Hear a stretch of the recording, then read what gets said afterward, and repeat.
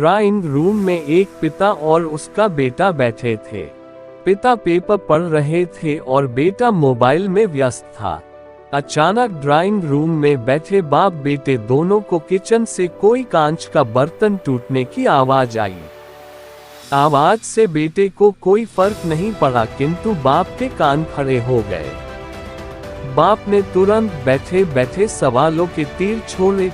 क्या टूटा, कैसे टूटा, किसने तोड़ा?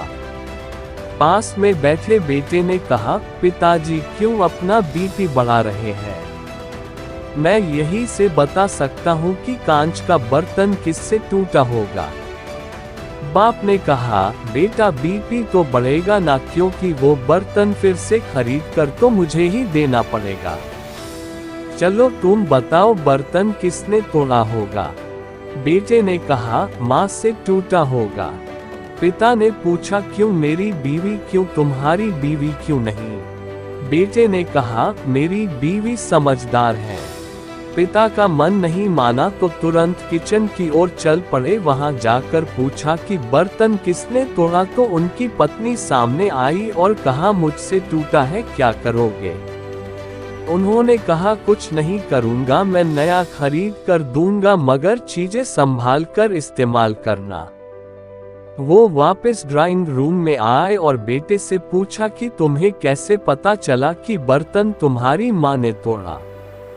बेटे ने जवाब दिया, अगर बर्तन बहू से टूटता तो पीछे से तुरंत डांट की आवाज सुनाई देती, मगर बर्तन माँ से टूटा, इसलिए पीछे कोई भी आवाज नहीं आई। किचन रूम का हाल आपको बताते हैं। ससुर के जाते ही बहू ने सास के पैर पकड़ लिए और कहने लगी, माँ जी आप बहुत अच्छी हैं, हर बार आप मेरी गलतियाँ छुपा देती है। दोस्तों, कहानी का सार बड़ा ही सिंपल है। अक्सर हम लोग किसी भी सिचुएशन के बारे में अपनी धारणाएं पहले ही बना लेते हैं और सोचते हैं कि वही सच है, मगर ज्यादातर बार ऐसा नहीं होता। फ्रेंड्स, आपको ये छोटी पारिवारिक कहानी कैसी लगी, हमें कमेंट में जरूर बताएं। थैंक्स।